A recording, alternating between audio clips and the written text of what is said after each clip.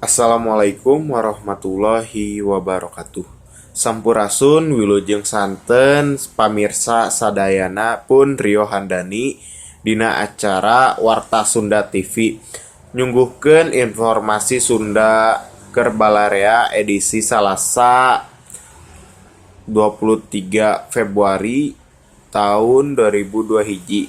Pamirsa salami kapayun, abdi bade ngainfokeun warta nyaeta ngabuburit jeung dinosaurus. Dinosaurus salah sahiji tempat pintonan dinosaurus di Bekasi. Ayeuna jadi pangjugjugan Balarea kaasup pangjugjugan pikeun ngabuburit. Di ieu tempat nu ngadongdonna meunang pangaweureum anu mundeng ngeunaan dinosaurus.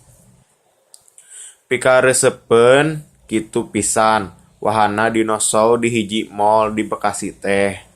Teu kudu heran mun eta pintonan teu weuleuh haneuteun ku nu lalajo. Utamana barudak bari diaping ku kolot-kolotna.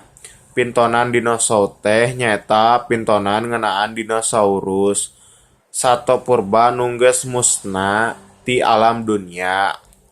Pintonan daria pisan. Sajaba ti lantaran wangun dinosaurusna meh sarimbag jeung aslina. Oge lantaran dirojong ku sound effect nu matak hongkeun Seuli jeung Risma. Warga Bekasi ngaku lalajo dinosaurus teh resep kacida. Pangna kitu teh dumeh dinosaurusna teu beda ti gambar nu aya dina sawatara film. Antarana bisa seuri, baeud, bungah, sedih jeung sajabana.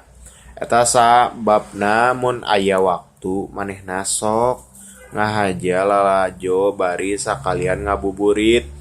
Mun aya harungan eta pintonan bakal aya di Bekasi tepi ka tanggal 15 Juli nu bakal datang.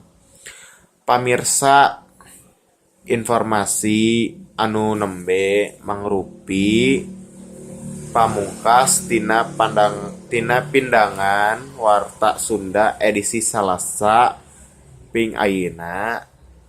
Kukituna simkuring pamit mundur. Assalamualaikum warahmatullahi wabarakatuh.